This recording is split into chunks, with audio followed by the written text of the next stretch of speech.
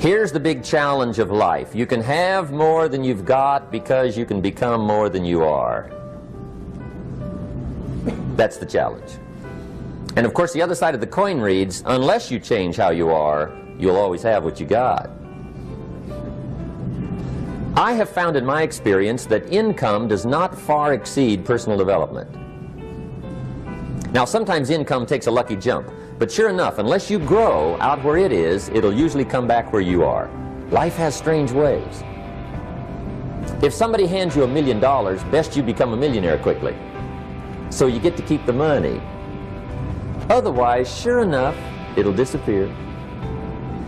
Somebody once said, if you took all the money in the world, divided it up equally among everybody, it would soon all be back in the same pockets. Incredible. Success is something you attract, not something you pursue. Success is looking for a good place to stay. So instead of going after it, you work on yourself. Personal development. See, the major question to ask on the job is not what are you getting? The major question to ask on the job is, what are you becoming?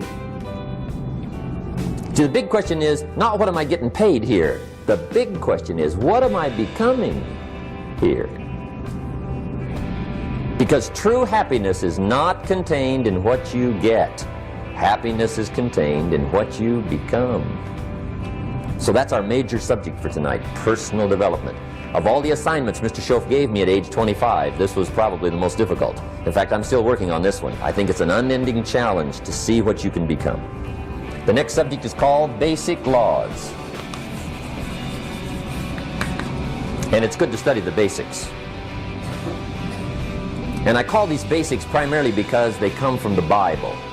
Now, I'm not a theologian or a minister, and that'll be apparent.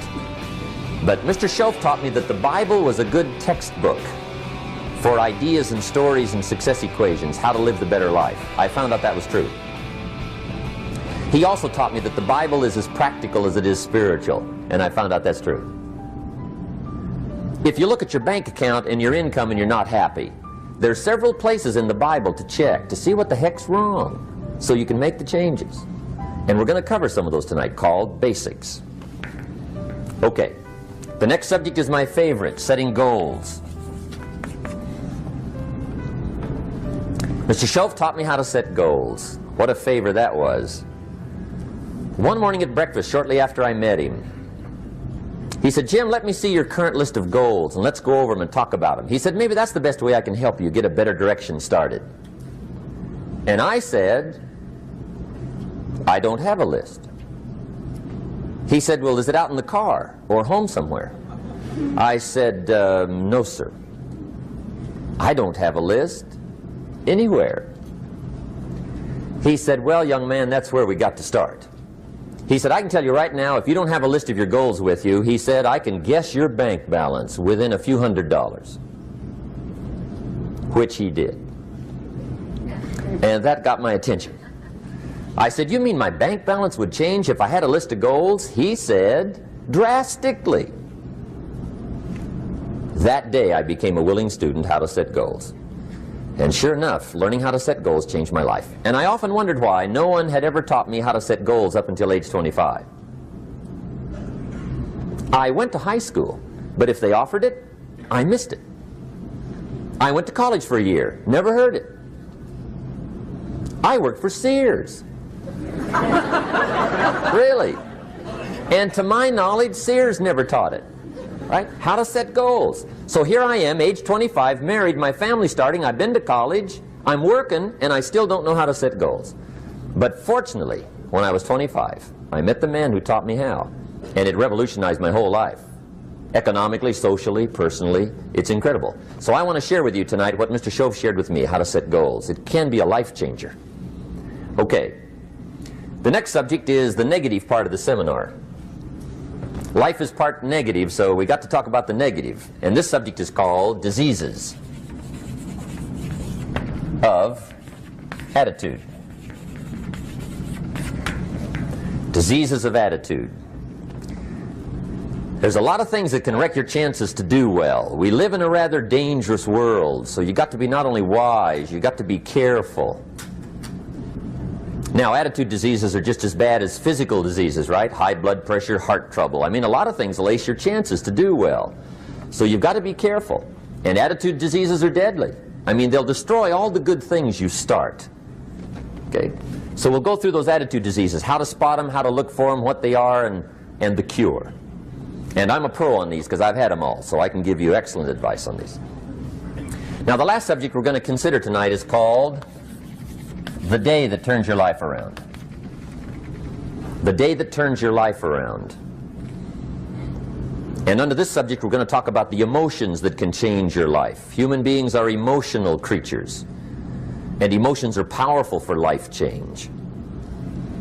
Now, of course, emotions are so powerful they can go either way on you. Emotions can either build or destroy. So you really have to employ emotions properly. We call civilization the intelligent management of human emotions. If you can intelligently apply your emotions in the right direction, no telling what can happen. Could turn your life around one day would be sufficient. So we'll talk about those. Okay. Now that's a lot to cover in one evening, but we'll keep at it here and see if we can't get it all done. I'd like to have you now jot down the theme of the seminar. Every seminar should have a theme, I guess. We've got one. It's on some of our literature if you happen to notice it, but if you didn't, for your notes, here it is. The theme of the seminar goes like this: the major key to your better future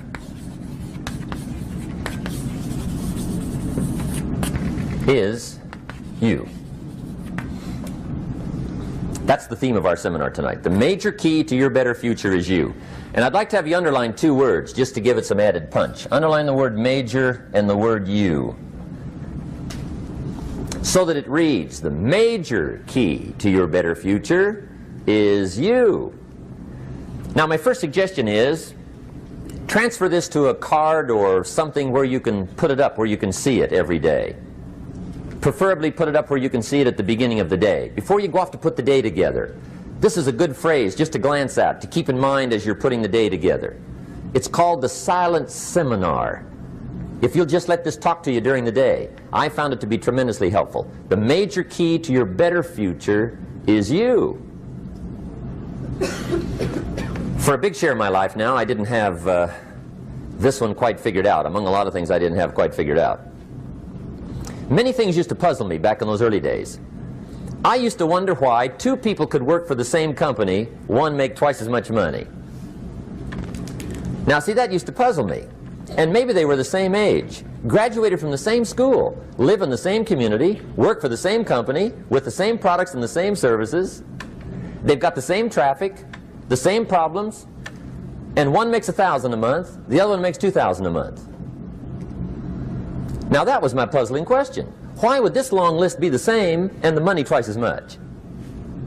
I asked, what's the difference between $1,000 a month and $2,000 a month? And I don't mean $1,000 a month, right? I could figure that out. But what makes the difference? Why would one person do twice as well, 3 times as well? Speaking economically. Now, I know there's more than one way to do well. I understand that. But in this little narrow area called compensation, what's the difference? Well, back then, with my faulty thinking, I'm trying to reason it out. I thought, well, maybe time makes some of the difference, right? Some people do better because they have more time. I used to say, Harold ought to be able to do well. He's got a lot of time. If I had all of Harold's time, I could do well. Now, that's got to be dumb, right? Number one, you can't get somebody else's time. A guy says to me one time, he says, you know, if I had some extra time, I could make some extra money. I said, then forget it. There isn't any extra time. Hey, when the clock strikes 12 midnight, that about wraps it up, right? I mean, you can look around the gongs there for a little more, but it's over. You say to the guy, what are you doing? He says, I'm looking for extra time. See, they'll come and take you away, right? There isn't any more time. Now, if you can't get more time, which you can't, what could you get more of that would make a difference in economic results? And here's the key word. Make it a part of your notes. We're going to consider it tonight. The word is value. And I have a little phrase for your notes. Value makes the difference in results. Value makes the difference. You can't get more time, but you can create more value. Now here's the first lesson of economics. Everybody should learn it from the time they're old enough to understand what a dollar means, how to earn one, how to get one, how to keep one, what to do with it. First lesson of economics. We primarily get paid for value. That's lesson one. Bringing value to the marketplace, that's how you get paid. You don't get paid for the time. I know it takes time to bring value to the marketplace, but you get paid for the value, not the time. Now, since that's true, here's one of the key questions of the evening. Is it possible to become twice as valuable at the marketplace and make twice as much money in the same time? Could you become 3 times as valuable? Make 3 times as much money in the same time? Is that possible? The answer is yes, if. And it's always if, right? Life is known as the big if. Harry Truman once said, life is iffy. How true. And here's the big if we're going to consider it tonight. It's possible to do much better at the marketplace if you go to work primarily on yourself. And that's the theme of our seminar tonight. Learning to work primarily on yourself. People have asked me for the last 24 years, how do you develop an above average income? And the answer is, become an above average person. Develop an above average handshake. Some people want to be successful, they don't even work on their handshake. As easy as that would be to start on. They let it slide, they don't understand. Develop an above average smile. Develop an above average excitement. Develop an above average interest in other people. Develop an above average intensity to win. See, that'll change everything. Probably one of the most frustrating experiences in life is looking for an above average job with above average pay without becoming an above average person. It's called frustration.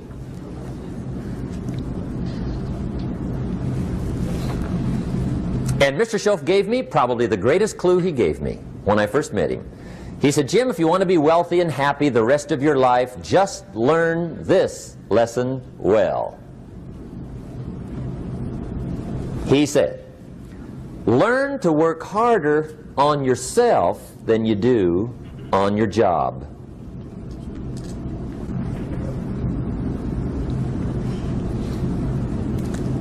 Then Mr. Schoaf gave me probably one of the most important clues among so many things he taught me, but this was in those early days. Mr. Schoaf was very kind, but he was also very abrupt. And he had these interesting questions to ask. I'm giving him a little rundown one day on how things hadn't worked out for me. He said, Mr. Rohn, I've got the answer for you if you will listen carefully. And listen carefully I did that day and for the next 5 years. If somebody's wealthy and happy, you gotta listen. He said, Jim, I've only known you a short time. But he said, it's already my honest opinion that for things to change for you, you've got to change. That wasn't quite the answer I was looking for. But that's the answer he gave me, and I pass it along to you on this warm summer evening in Anaheim, California, 1981. For things to change for you, you've got to change. Otherwise, it isn't going to change. Before I met Mr. Schoaf, I used to say, I sure hope things will change. Right? That seemed to be my only hope. If it isn't going to change, I'm in serious trouble. And then I discovered it isn't going to change, so I'm in serious trouble.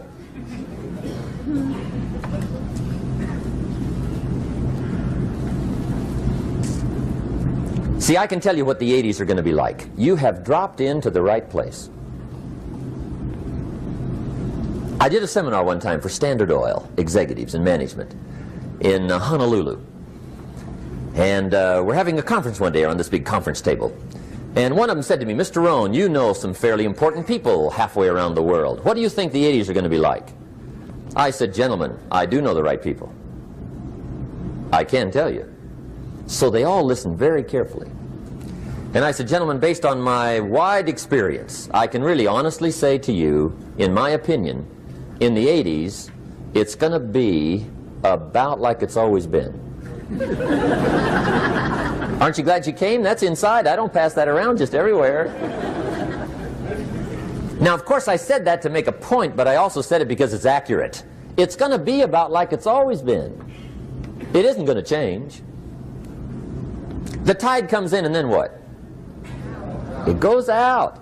For 6,500 years that we know of, recorded history, and probably long before that. So it is not going to change. It gets light, and then what? It turns dark. 6,500 years. See, it's not likely to change. And we're not to be startled by that. If the sun goes down, the guy says, what's happened, what's happened? It means he hasn't been here long, I guess, right? It always goes down about this time. The guy says, well, I don't like that arrangement. Well, you got to talk to somebody besides me, right? It gets light, then it turns dark. In rotation, the next season after fall is what? Winter. Pray tell, how often does winter follow fall? Every year regularly for the last 6,500 that we know of. See, it is not going to change. Now, some winters are long, and some are short, and some are hard, and some are easy, but they always come right after falls. It isn't going to change. Sometimes you can figure it out, sometimes there's no way to figure it out. Sometimes it goes well, sometimes it gets in a knot. Sometimes it sails along, sometimes it gets in reverse. See, that's not going to change. The last 6,000 years reads like this: opportunity mixed with difficulty. That's how it reads. It isn't going to change.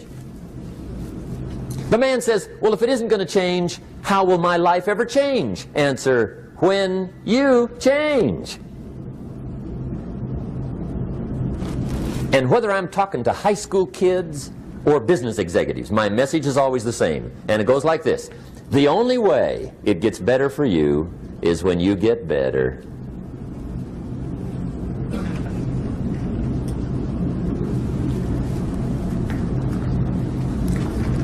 Let me give you the 4 major lessons in life to learn. Here's 4 majors. It's good to study the majors. In our weekend seminar we teach. Some people don't do well because they major in minor things. You've got to be on the lookout. At the end of every week, end of every month, you've got to check, make sure you're not spending major time on minor things. Okay, we go through that whole series. Majors and minors. Now, let me give you 2 phrases before we get to the 4 majors. This will set it up and you'll see where I'm going. 2 key phrases for your notes. Here's the first one. Life and business is like the changing seasons. That's the first phrase. Life and business is like the changing seasons. One of the best ways to describe life, it's like the seasons. Frank Sinatra sings, life is like the seasons. Now here's the second phrase. Very important. You cannot change the seasons, but you can change yourself. You can't change the seasons, but you can change yourself. And see, that's how life gets better for you, not by chance, but by change. Now here's the 4 major lessons in life to learn. I've got my first book finished, came out a couple of weeks ago. This is in it, the 4 major lessons in life to learn. Here they are. Number 1, learn how to handle the winters. That's lesson 1. They come right after falls, with regularity. Some are long, and some are short, and some are hard, and some are easy, but they keep coming. You must learn to handle the nights. They come right after days. You must learn to handle difficulty. It comes right after opportunity. You must learn to handle recessions. They always follow progressions. For the last 6,000. See, it isn't going to change. The lesson you must learn is how to handle it. And there's all kinds of winters, right? The winter when you can't figure it out. The winter when it all goes smash. The winter when it turns belly up. The winter when it won't work, when you've run out of money and you've got a broken heart. See, those are winter times. There's all kinds. Economic winters, social winters, personal winters. When your heart is smashed in 1,000 pieces and the nights are unusually long, your prayers seem to go no higher than your head. It's wintertime. Barbra Streisand sings, "It used to be so natural to talk about forever, but used to be's don't count anymore. They just lay on the floor till we sweep them away. You don't sing me love songs, and you don't say you need me, and you don't bring me flowers anymore." A song of winter. But see, the disappointments come. Those are normal. That's part of life. But the question is, how do you handle it? How do you handle the coming winters and the disappointments and the downtimes? Well, you can't get rid of January by tearing it off the calendar. But here's what you can do. You can get stronger, you can get wiser, and you can get better. The winters won't change, but you can. And that's how life changes for you. See, before I understood, when it was winter, I used to wish it was summer. I didn't understand. When it was hard, I used to wish it was easy. I didn't know. And then Mr. Schoaf gave me a part of his very unique philosophy when he said, "Don't wish it was easier, wish you were better." See, that triggered my whole life change. Don't wish for less problems, wish for more skills. Don't wish for less challenge, wish for more wisdom. That's the key. So that's lesson 1, learn how to handle the winters. Here's lesson 2, learn how to take advantage of the spring. That's the second one. Spring is called opportunity. And spring follows winter. What a great place for it. If you were going to put it somewhere, that'd be the place to put it, right after winter. And pray tell, how often does spring follow winter? Every year with regularity, 6,000. You can almost count on it. See, opportunity always comes. Days follow nights. Isn't that terrific? Opportunity follows difficulty. But here's what you must learn to do. Underline these 2 words in that key phrase. Take advantage. Underline those 2. You must learn to take advantage of the spring. See, just because spring rolls around is no sign you're going to look good come fall. You gotta do something with it. In fact, you have to get good at one of 2 things in life. Planting in the spring or begging in the fall. Or get somebody to do it for you. See, those are about the only alternatives.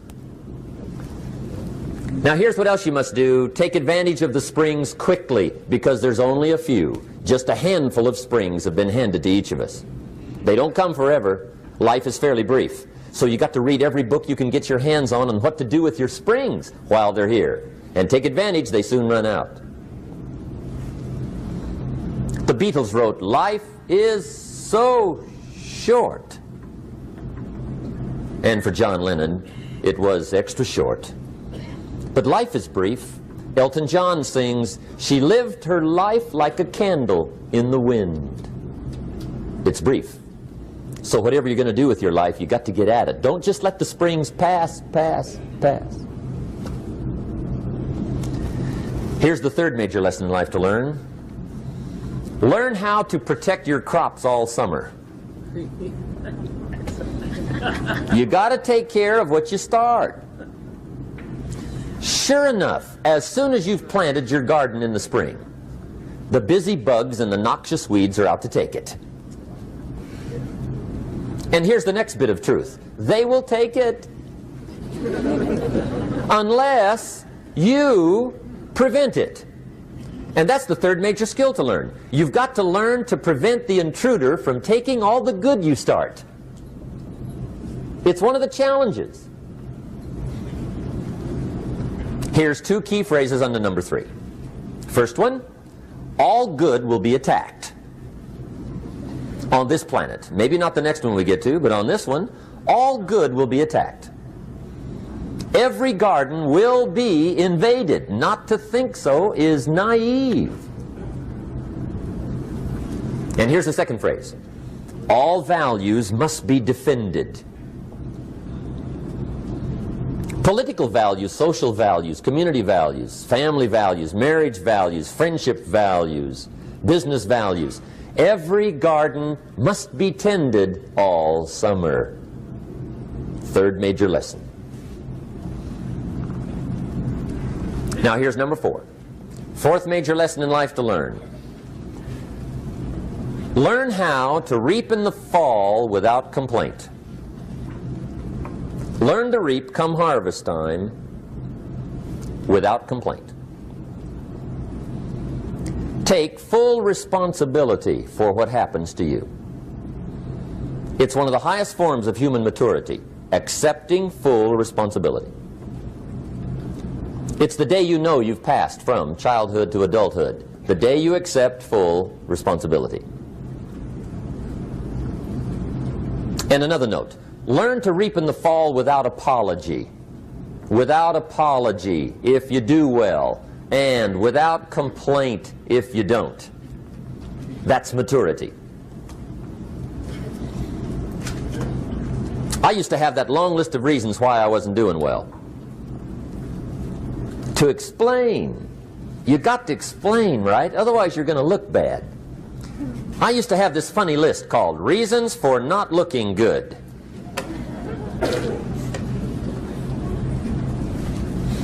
I used to blame the government.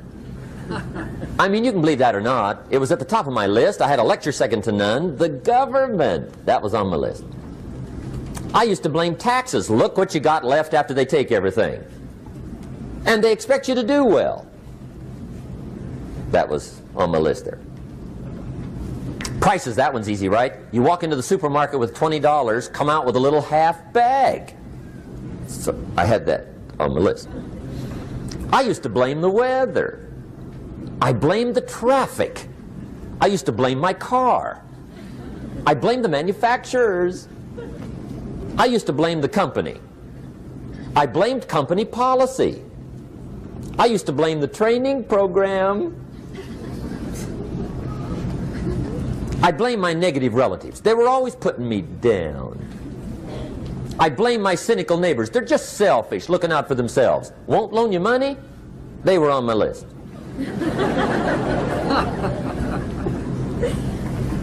I used to blame the economy. I blamed the community. That's a pretty good list for not doing well, isn't it? I thought it was good. I'll never forget one day, Mr. Schoaf was very kind, but he was also very blunt, and this was no exception. And I'm glad he was blunt. There's a lot of things I'd have missed if he hadn't have been blunt. One day, with sort of a curious look on his face, he said, "Jim, just out of curiosity, tell me, how come you haven't done well up until now?" Excellent question. I thought, well, so I won't look too bad, I'll go through my list.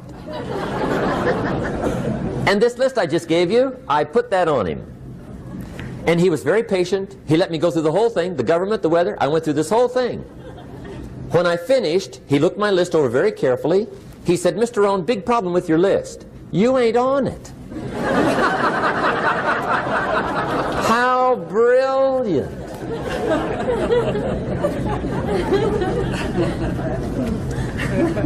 When I went to work for him a few months later, I learned very quickly to tear up my list, reasons for not doing well, and I threw it away. And I got me a fresh piece of paper. And I put one word on it. Me. There's a Black Heritage spiritual that says, "It's not my mother nor my father, nor my brother nor my sister, but it's me, O Lord, standing in the need of prayer." See, I used to blame everything outside. And then let me give you a little philosophy that helped turn my life around. For your notes, here it is. It's not what happens that determines the quality or the quantity of your life. It's not what happens. And the reason is because what happens happens to about everybody. No different. The sun went down on all of us last night. A common event, a happening. And I found out that the same things can happen to two different people. One gets rich and one stays poor. Why is that? It's because it's not what happens, but rather it's what you do that changes everything. So that's a key phrase. It's not what happens, it's what you do. What happens is about the same. You might put that in parentheses here. Same. What people do, that's what's different. Anything can happen, right? Everything can happen. I've heard all the stories. I've been one of the stories. Hey, we could all tell stories all night long, right? Happenings. Anything can happen. Have you heard of Murphy's Laws? Anybody here heard of Murphy's Laws? Okay, most of you have. Murph had these laws. One of them was, if anything can go wrong, it will. That's one of Murphy's Laws. He was not one of the great positive speakers of the day. But anyway, it's still true though, right? Anything can go wrong, everything can go wrong. For sure. I've fallen out of the sky so many times. Once to the tune of a couple of million. Devastating. Took me a while to survive that one. Now, it wasn't all that much, but it was all I had. Right? I mean, that's when it's much, right? When it's all you got. If you got 3, 2 go, you got 1 left, you ain't looking that bad. But when it all goes, has anybody been there when it all went? Anybody? Come on, the rest of you liars. Go ahead. Hey, we've all been there, right? When it all went. Of course, it used to be a long time ago, right? When you ran out of money, got to 0, you were all through. Heck, now you can whistle right on by 0, right? I mean, they will bury you. That's what they will do.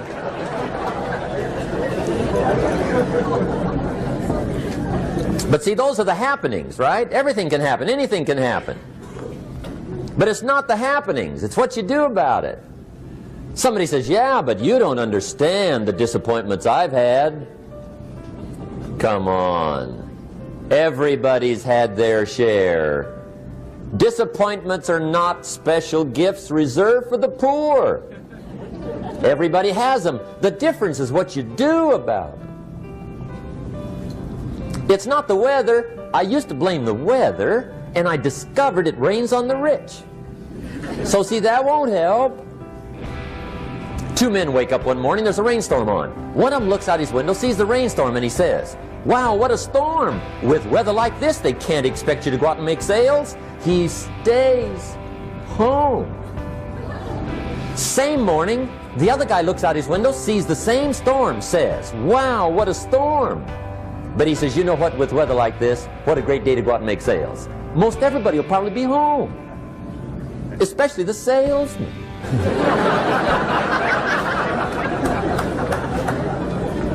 See, that's the difference in how your life works out. It's not what happens, it's what you do. So here's one of the key questions of the evening. Starting tomorrow, what are you going to do that'll make a change in your life's direction? Good question. What are you going to do starting tomorrow that'll make a difference? Now see, if you don't do something starting tomorrow that'll make a difference, guess what? It's gonna be the same. And see, that way you can guess what the next 5 years are going to be like. Look at the last 5. Because the next 5 are going to be like the last 5 unless you, major key, tomorrow, change it all. Or change a little, or change something, or don't change. It's choice time. You can do whatever you want. But it's nice to know any day you wish you can change your whole life. What can you do starting tomorrow that'll make a difference? Good question. What can you do with economic chaos, massive disappointment? What can you do with a broken heart? What can you do when it won't work? Good question. So if I had a word with you tonight, one-on-one, just you and me. I think my personal advice to you would be, this year, 1981, reach down inside of you and come up with some more of those remarkable human gifts. They're there, waiting to be utilized. And then change anything for you want to change. And I challenge you to do that because you can change. If you don't like how it is for you, change it. If it doesn't suit you, change it. If it doesn't please you, change it. If it isn't enough, change it. And I challenge you to do that because you can change. See, you don't ever have to be the same again after tonight, only by choice.